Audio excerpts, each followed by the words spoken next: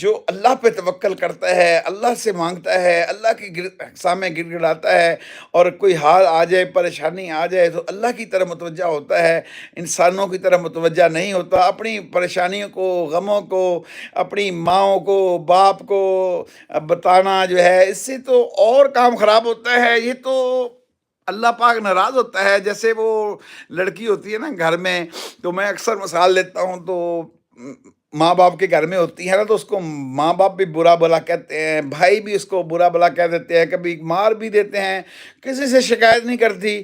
لیکن جب وہ بیاہی جاتی ہے اور جب وہ کسی اور گھر میں چلی جاتی ہے، موبائل فون کا زمانہ ہے، اور دو دو چار چار گھنٹے کے وہ پیکج ہوتے ہیں، ماں سے باپ سے، ماں سے باپ سے، ماں سے باپ سے، سارے اس گھر کے حالات، وہاں کانٹا بھی چبھ رہا، اس ماں کو پریشان کر رہی، اپنے باپ کو پریشان کر رہی، اس کو بتا رہی کہ دیکھو جی یہ ہو رہا میرے ساتھ، یہاں یہ ہو گیا، یہاں یہ ہو گیا۔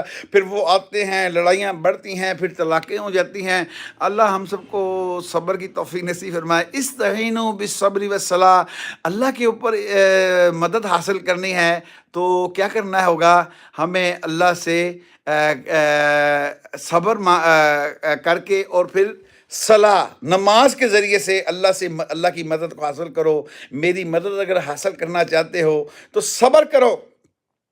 اور ہم تو صبر دعا میں بھی نہیں کرتے۔ حضرت محمد صلی اللہ علیہ وسلم نے، یہ حدیث ہے، میں نے اس کا شارٹ بھی ڈالا ہوا ہے، جس میں میں نے عرض کیا ہے کہ دیکھو جی، حضرت محمد صلی اللہ علیہ وسلم نے فرمایا کہ اللہ اپنے بندے کی ہر دعا کو قبول کرتا ہے، مگر جب تک انسان جلدی نہ کرنے لگے۔ تو صحابہ نے پوچھا، یا نبی اللہ، جلدی سے مراد کیا ہے؟ فرمایا کہ جب دعا کرتا ہے تو لوگوں کو کہتا پھرتا ہے کہ میں نے بڑی دعائیں کی ہیں، میری دعائیں قبول نہیں ہوئیں۔ وہ ایک یوں کہنا جب شروع کر دیتا ہے تو پھر وہ اس زمرے میں آ جاتا ہے جس میں اللہ کے رسول اور قرآن پاک میں ہے کہ بندہ جب اللہ سے جیسا گمان رکھتا ہے، اللہ ویسا ہی معاملہ اس انسان کے ساتھ کرتا ہے۔ اللہ ہم سب کا گمان صحیح کر دے، اللہ ہم سب پر رحم کر دے، اللہ ہم سب کو ایک کر دے، اللہ پاک ہمیں سب کو اللہ اپنی عبادت کرنے والا بنا دے، محمد صلی اللہ علیہ وآلہ وسلم کے طریقوں پر کرنے والا بنا دے، اور جو لڑائی ہیں